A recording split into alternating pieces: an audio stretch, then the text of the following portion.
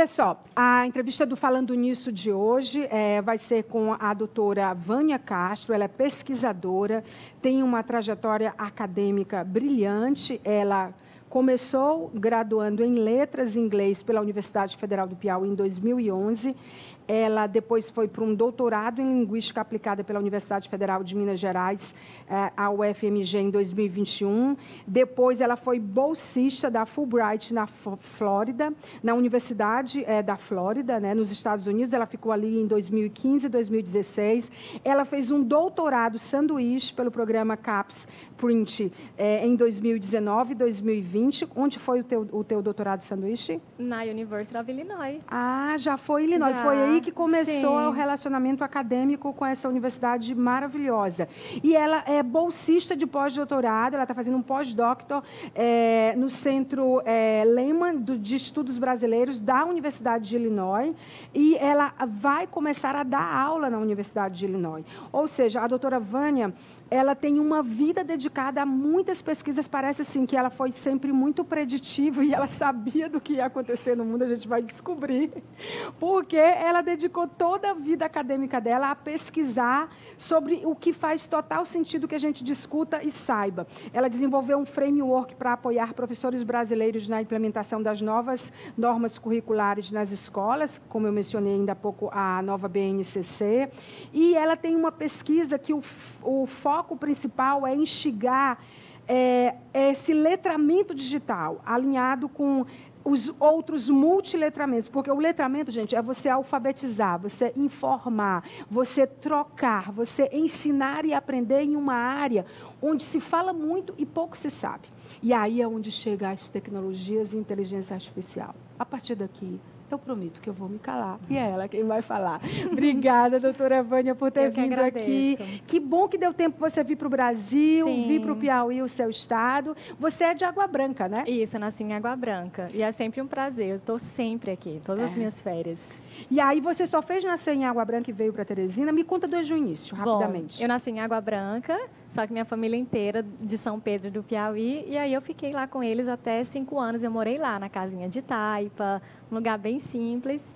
Minha mãe veio para a cidade à procura de condições melhores, oportunidades na capital.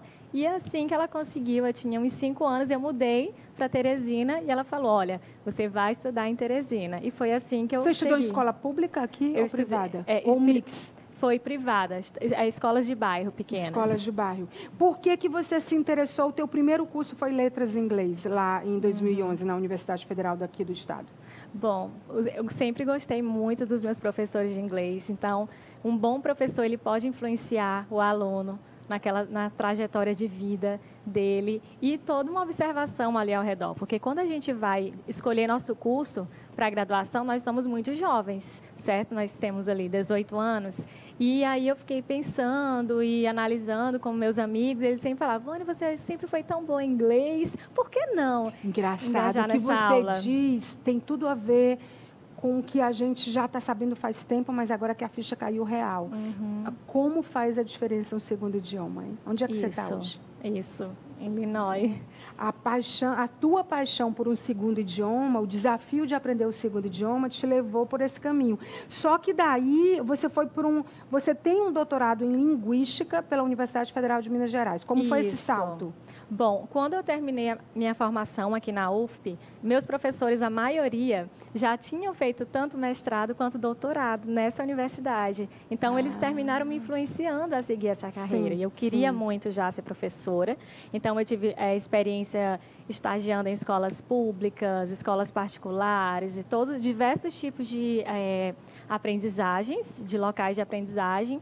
E aí eu falei assim, não, eu acho que eu quero seguir a carreira acadêmica de pesquisadora. E você fez o mestrado onde? Fiz também na UFMG, tanto em Minas mestrado Gerais. como doutorado. Isso. Só que você, aí começa a brincadeira. Começa os estudos de letramentos, expandindo para multiletramentos também. E aí foi assim que você foi bolsista. Como é que você conquistou essa bolsa na Fulbright da Universidade da Flórida? Bom, eu lembro que quando eu estava fazendo mestrado, teve uma amiga que ela foi, convidou para fazer a despedida e viajou. E aí nós sempre tivemos um grupo de pesquisa bem colaborativo, então a universidade divulgava os editais. E a gente eu terminei inscrição e passei.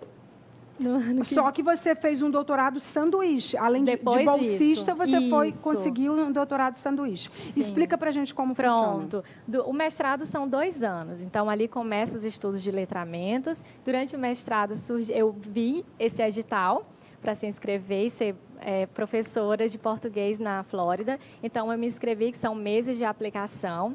E aí, ao final do mestrado, veio o resultado e eu passei.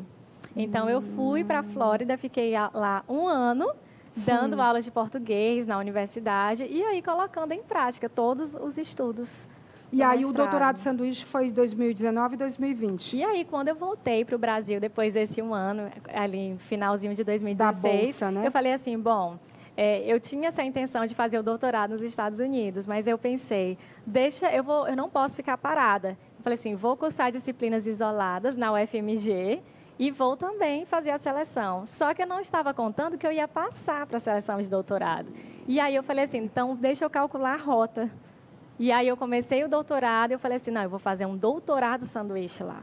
Então, eu me inscrevi. Aí você não voltou mais e nem volta, né? E nem volta, eu acho, né? E passei para desenvolver a pesquisa. E foi ótimo. E hoje você faz um pós-doctor. Isso. E o que você passou a pesquisar? Como foi que criou essa conexão com tecnologia e inteligência artificial? Em que página você está hoje? Pronto. Então, lá no mestrado, meu primeiro campo de pesquisa era a escrita em inglês. Então, eu fiz uma pesquisa com alunos. Então, meu foco era alunos. Então, utilizamos o Twitter para melhorar a escrita dos alunos que estavam ali estudando no curso de inglês na universidade.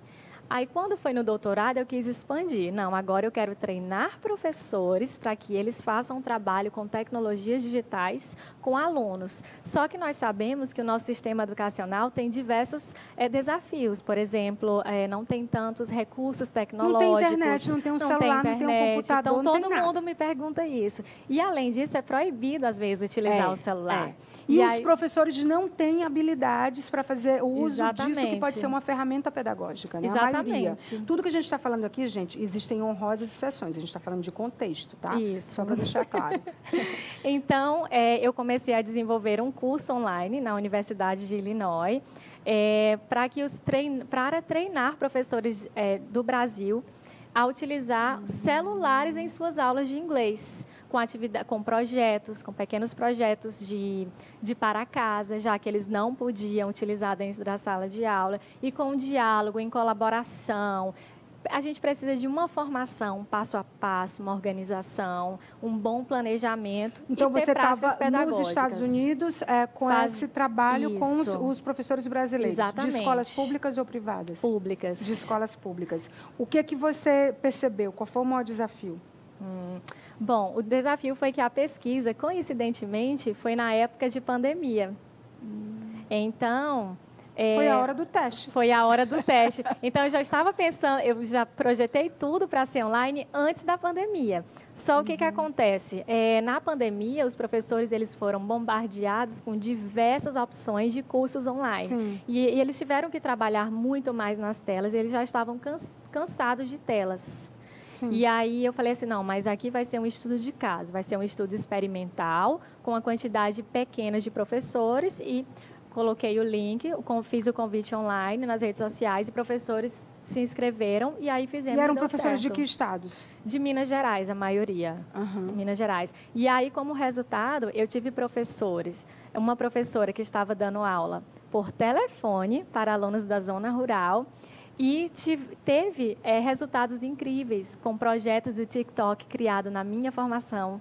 Sim. E ali em diálogo com os pais. Então, tivemos vários alunos da rede pública, da zona rural, que gravaram inúmeros vídeos. Eu tenho mais de 50 vídeos desses alunos ilustrando suas rotinas na pandemia, falando inglês, escrevendo em inglês. Então, eles aprenderam habilidades de edição de vídeo, colocando o inglês em um contexto real de suas próprias vidas. Terminou que isso te levou a ser membro de um grupo de pesquisa em aprendizagem cibersocial. Exatamente, o que é isso? Exatamente. Então, é um grupo de pesquisa de alguns professores da Universidade de Illinois e alguns alunos de doutorado, e juntos nós pesquisamos diversas aplicações de tecnologias. Inclusive, do ano passado para cá, após o lançamento do ChatGPT, ou ChatGPT, implementamos ele nas disciplinas do nosso departamento para que proporcionasse feedback para os trabalhos dos alunos. Agora, o ChatGPT, ele também tem a dor e a delícia, né? Tem. Ele tem a questão do plágio, ele tem a questão de como você pergunta. Exato. Ele tem o recorte do código e do algoritmo, né? Ele tem toda uma questão, como tudo, questões um de lado ética, bom privacidade. E um lado ruim. Isso. A tecnologia ela não vai ser diferente, até porque ela é feita por nós e usada por nós, seres humanos. Como é que vocês lidam hoje com as questões mais relevantes do bem e do mal ligadas à inteligência artificial? Bom, para a educação, dentro do contexto de educação. Então, começamos a fazer bastante pesquisa sobre a inteligência artificial para entender um pouco desse contexto atual. E aí, dentre as inúmeras possibilidades para a educação, nós vimos que uma premissa grande seria utilizar a inteligência artificial e, por exemplo, o ChatGPT para proporcionar feedback aos alunos. Porque o professor hoje, ele é um só para proporcionar feedback para uma turma gigante. Isso otimiza o tempo e talvez melhore esse relacionamento que é o mais essencial, que é do professor-aluno. Exatamente. E aí ele funciona como um pseudo-professor. Eu acho assim que não seria bem, talvez, na minha opinião, um pseudo-professor, mas um professor que assume a sua função como mediador e curador de conteúdo. Exatamente. Eu falei essa palavra hoje na palestra, curador de conteúdo. Os professores estão prontos para isso, para tirarem as suas armas de poder do conhecimento, porque conhecimento é poder, né, sobre um determinado aspecto, e essa relação de poder com o aluno ou com a sala, eles estão amadurecidos para isso, os professores no Brasil, ou fora do Brasil, onde que isso todo mundo já está surfando no mundo? Eu diria que nesse momento ainda não, e isso é uma teoria que eu venho estudando muito, que se chama o equilíbrio de agência entre o professor e o aluno, em que o professor ele repensa suas práticas pedagógicas e essa mudança da educação 1.0, que é a educação tradicional desses anos todos, que colocou o aluno como passivo, que exige respostas corretas, né, só o certo e errado, muitas questões de múltipla escolha, ela não propõe o aluno para ser um pensador crítico. E agora, é muito importante que nós, educadores, repensamos nossas práticas de ensino para que o aluno ele seja ativo no processo de conhecimento. Então, em um dos artigos que nós publicamos, a gente fala, que tal, ao invés da gente falar, abra o livro na página 7, vamos estudar o capítulo 2, por que não o aluno ser um designer, um produtor de conhecimento e eles, em colaboração com as fontes disponíveis, construir aquele capítulo 2. E aí ele passa ali um produtor de conteúdo também. Agora é interessante porque, assim, doutora Vânia, nós temos professores e professores. No Brasil, e eu acho que, e você vai me dizer se nos Estados Unidos também, os professores não foram formados para ter essas habilidades. Porque você permitir um novo design de aprendizagem, né, de conhecimento, do que você está falando, realmente você precisa estar ciente que cientificamente isso é melhor. Exato. E que você pode fazer e que habilidades você está desenvolvendo em si e nos alunos e que resultados você pode obter. Como que faz num contexto onde as universidades brasileiras e boa parte das universidades do mundo, salvo engano as que estão já adiantadas naturalmente, podem resolver essa questão? Eu acho assim, que não passa mais pela universidade. Você concorda? Sim, eu acho que... Essa decisão está na mão de quem? Exatamente, são diversos atores que fazem parte disso, porque muita gente fala assim, olha, é complicado colocar essas práticas pedagógicas, os multiletramentos nas salas de aula se nós não temos recursos, mas essa é uma parte, a falta de recursos é uma parte, mas uma outra parte, como você falou, está na implementação. Sim. E até porque tem um relatório do British Council Brasil, de 2015, que fala que uma grande porcentagem, mais de 50% dos professores brasileiros de escolas públicas, eles se graduaram há mais de 10 anos. Ou seja, essas teorias recentes e inovadoras de aprendizagem ainda não faziam parte do currículo de formação das universidades. E esses professores estão nas escolas. Estão lá nas escolas. Ou seja, os alunos, em todos os níveis, eu imagino, e aí eu estou lhe perguntando, da educação infantil até o ensino médio e até a faculdade, até as academias, eles estão reféns de um processo que já foi. Isso. E que ficou ultrapassado, não? Então, nesse momento, a gente está nessa transição para a educação 2.0 e é importante que haja um diálogo melhor entre esses diversos atores, incluindo nós, pesquisadores, educadores de diversos settings, diversas configurações, para que essa pesquisa que a gente está colocando, essas teorias inovadoras que estamos desenvolvendo, ela vá para a sala de aula.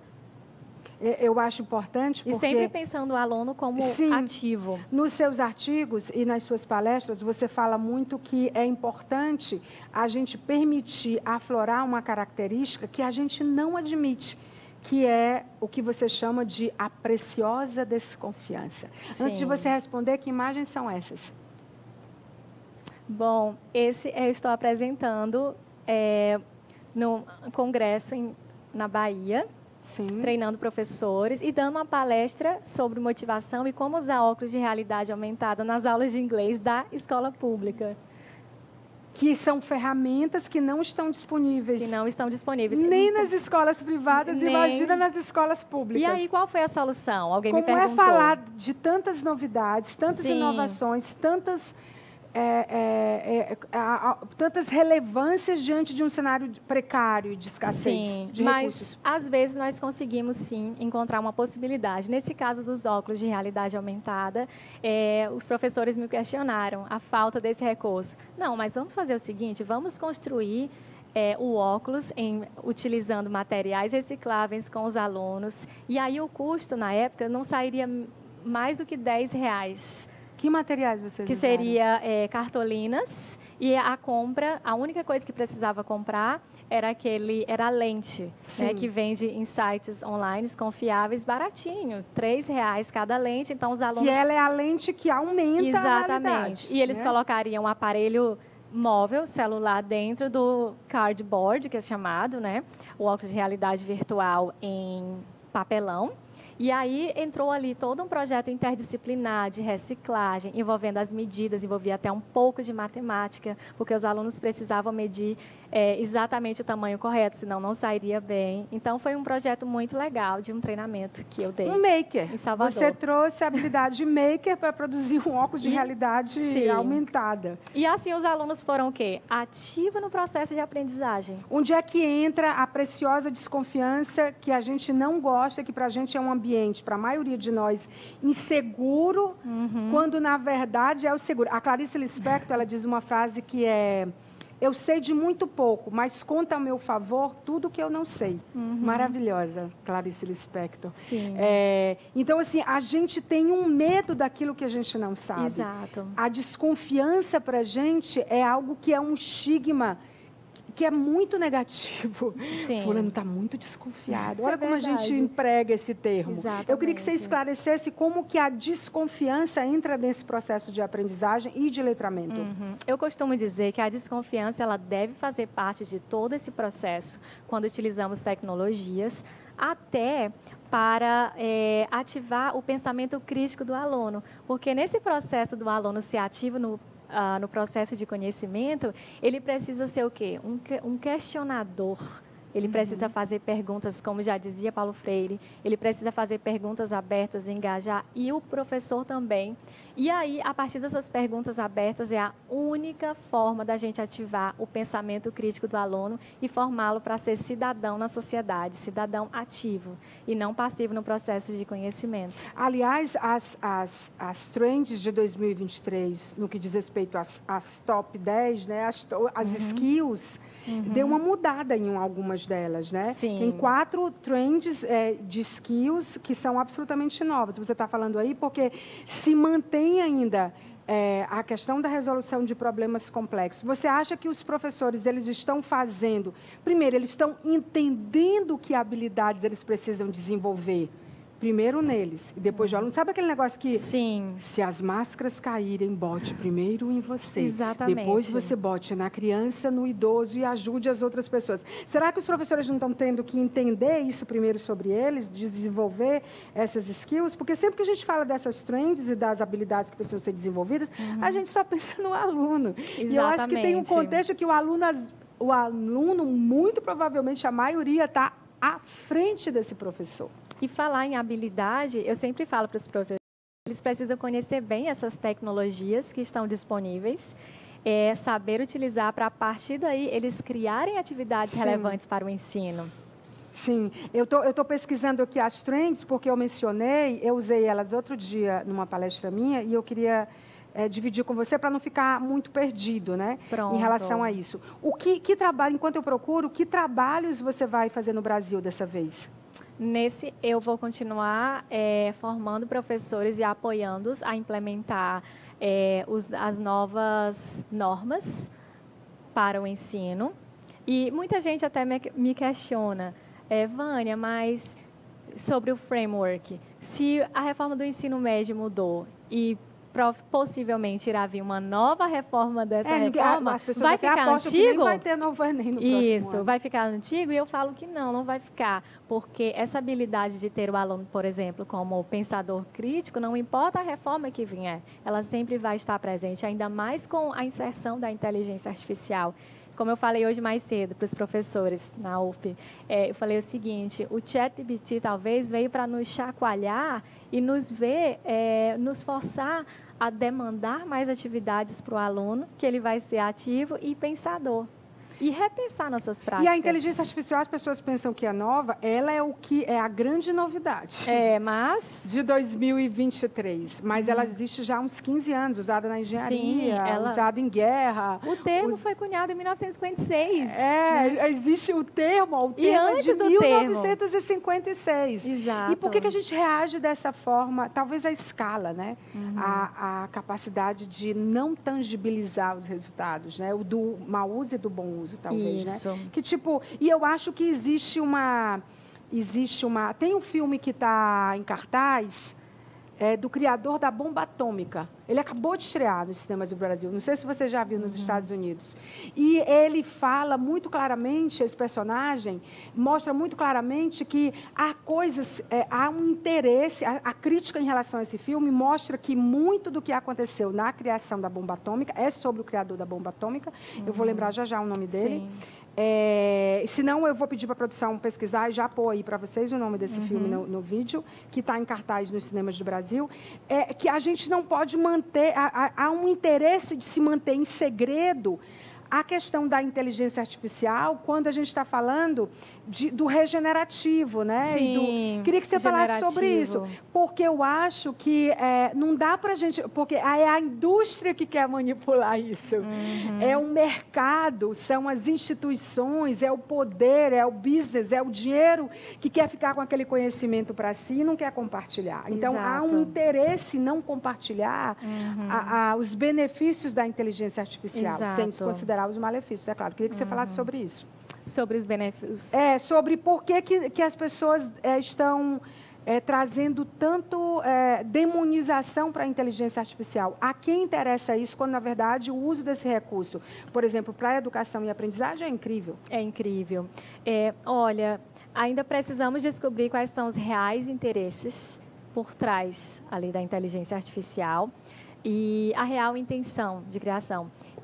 Você me comentando isso, eu lembrei, tem um integrante no nosso grupo de pesquisa que ele trabalhou muitos anos para uma empresa gigantesca, conhecida por todos nós. E ele saiu da empresa e... Google? Pode falar? Pode falar, claro. Yahoo. E ele saiu da empresa e ele é um engenheiro de software que implementou o ChatGPT nas nossas disciplinas, na nossa própria plataforma de ensino. E um dos motivos que ele saiu foi pela real motivação, que seria exatamente deixar com que as pessoas fiquem 24 horas olhando para a tela, para as telas. Olha, eu encontrei as skills de 2023. Eu estou falando porque, assim, ainda é muito real. Nós estamos na metade do ano. Pensamento analítico, pensamento criativo, resiliência, flexibilidade e agilidade, curiosidade e aprendizagem ao longo da vida, que é antigo, motivação e autoconhecimento, alfabetização tecnológica, confiabilidade e atenção aos detalhes. Isso super me representa. Empatia escutativa, liderança e influência social, e controle de qualidade. Você olha para cá e você vê os professores em pelo menos 30%, isso aqui, com essas habilidades. Você está rindo difícil. de nervosa? São habilidades que vamos demorar um pouco para implementar, tanto nas nossas práticas, quanto desenvolver no nosso ambiente de ensino. E tudo isso precisa ser desenvolvido a habilidade de humanos, porque o que nós discutimos hoje, existe aquele medo da inteligência artificial, dos robôs substituírem ali os professores, mas se a gente pensar na real intenção da educação 1.0, que coloca pessoas para fazer atividades repetitivas, de memorização, coisas que máquinas já fazem, e aí vem essa discussão. Se nós continuarmos focando nessas habilidades passadas, nós vamos formar nossos alunos para serem máquinas. E se eles forem desenvolverem atividade de máquinas, serão substituídos por máquinas. E essa lista que você falou aí é ideal. Ideal para que nós possamos desenvolver agora em nossas aulas. Você acha que é possível desenvolver isso? Última pergunta. Sem ter as ferramentas, sem ter as tecnologias dentro de sala de aula? Com certeza. Porque a diferença não está na tecnologia, está nas atividades pedagógicas. Então, temos princípios que eu formo ali os professores para implementar em suas aulas, que podem ser utilizados com ou sem tecnologias. Porém, com tecnologias fica mais efetivo, temos mais possibilidades. Sim. Olha, eu encontrei o nome do filme, doutora. É o Oppenheimer. Oppenheimer. Que foi o criador da bomba atômica. E aí, eu não sei quando você vai ver, quando a gente está falando para a internet, que fica para a internet, eu gravei esse programa foi ao ar em julho de 2023, tá? Nessa data, nós olhamos e ele ainda não estava liberado para o Japão. O Japão ainda não tinha anunciado a data de lançamento do filme e nem Estados Unidos. Só lembrando que a bomba atômica foi um evento terrível para a humanidade, de julho de 1945, e que teve mortas 200 mil pessoas. Né? Então, assim, não é coincidência que o Japão tenha colocado o filme em segundo plano. Né? Então, assim, o Japão tem um histórico de adiar os filmes de Hollywood, principalmente que tratam de contextos de guerra, né? Mas esse aí, eu recomendo que você vá, mas principalmente que você vá, e antes de você ir, você leia sobre. Porque você vai com outra percepção, exatamente. Não é, doutora Vânia? E uma percepção crítica. Exatamente, uma percepção crítica. Doutora Vânia, muito obrigada pela entrevista. Você fica quanto tempo no estado, no Brasil? Eu devo ficar mais um mês. Mais um mês. E aí você volta, e aí a vida que segue, mais pesquisa e mais Sim, mais pesquisa. Quem sabe podemos nos encontrar para falar sobre a segunda parte da pesquisa. A segunda parte da pesquisa. A gente vai ficar em contato. Ótimo. Nós vamos ser agora best friends. Best friends. Porque eu sou dessas, eu viro melhores amigas ou amigas de infância dos convidados que eu admiro, que eu amo. Então, muito obrigada. Obrigada por dividir com a gente e obrigada também por trazer essa percepção. Escola, diretor, empresário, professor, quem alunos. são os atores principais? Não precisa exatamente da tecnologia. Vamos falar das primeiras coisas?